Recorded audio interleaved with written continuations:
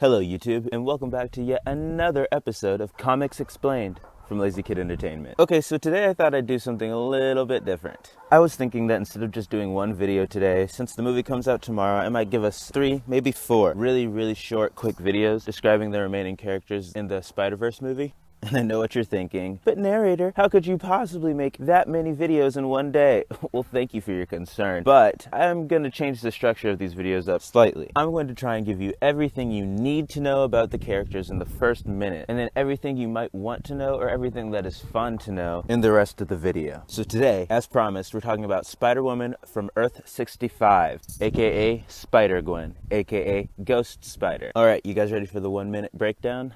Let's start the timers now. So the Spider-Gwen character was created and introduced during the Spider-Verse comic book crossover event. Her real name is Gwen Stacy, and she hails from Earth 65. In this universe, she is bitten by the radioactive spider, and she is a high school student, and she forms a relationship with Peter Parker. He becomes obsessed with Spider-Gwen and decides he wants to be special, so he turns into that universe's version of the Lizard. Her father is a cop, and he is tasked with bringing her to justice because she ends up killing Peter Parker at their prom. Now, what makes her special is her characterization and not necessarily her powers. A lot of her adventures consist of her running away and eluding her father and the police force. Wilson Fisk is the main villain in her universe, which is probably a good tie into the Spider-Verse movie. And after the events of the Spider-Verse comic, she was given a dimensional traveling watch so she can interact with spider people from all over the multiverse. And she does. She usually teams up with various Spider-Women. And that's Spider-Gwen in a nutshell.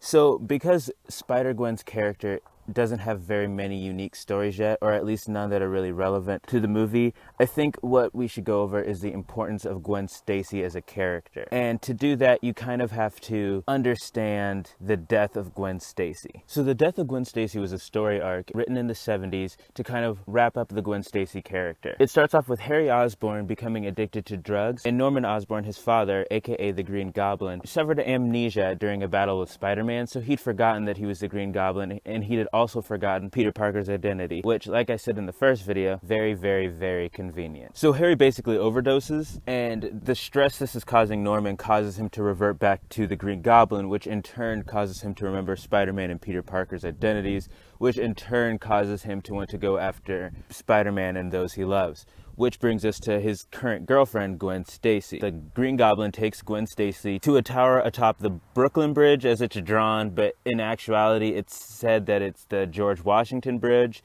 Either way, a big bridge in New York City. He takes her to the top of it and throws her off, forcing Spider-Man to have to save her.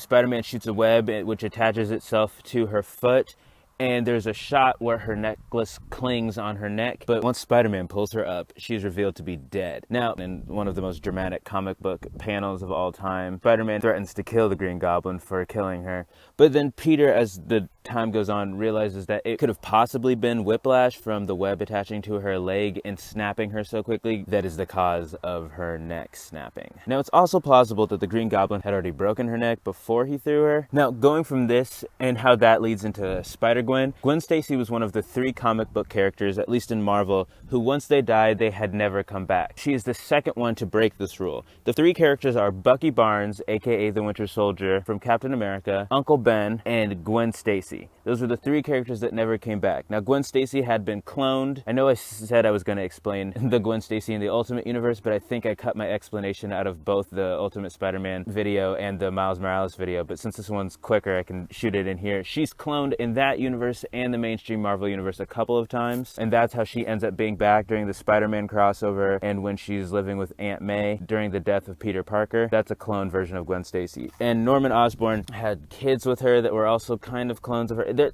Her character is really messy, but her actual official character in the Marvel 616 universe has never officially returned.